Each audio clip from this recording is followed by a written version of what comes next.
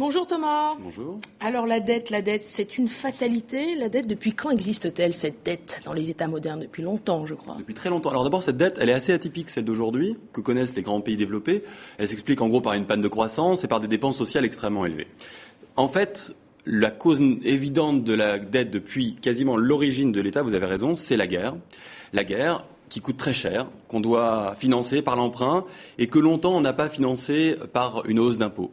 Alors ça n'a pas toujours été vrai, puisque par exemple Athènes, au 5e siècle avant Jésus-Christ, à son plus haut point de puissance, n'était pas endettée du tout parce qu'elle faisait peser précisément sur ses conquêtes militaires le poids des dépenses qu'effectuait la cité.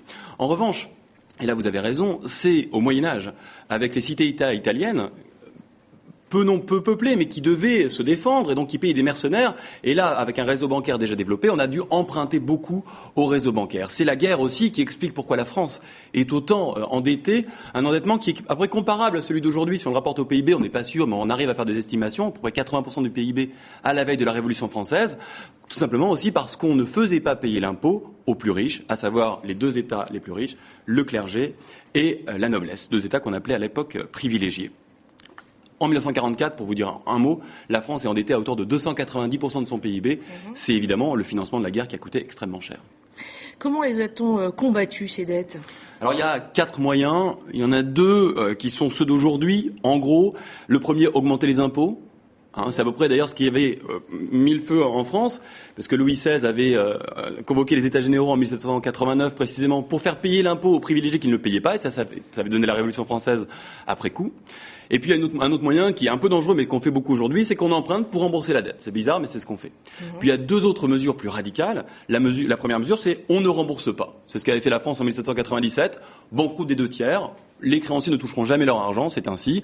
Philippe le Bel, un peu plus tôt, en 1306, avait fait pire, 7, en mettant, on le voit sur l'image, en ayant cherché l'argent des Templiers, l'argent des Templiers, et ainsi ça permettait de financer les dépenses de l'État.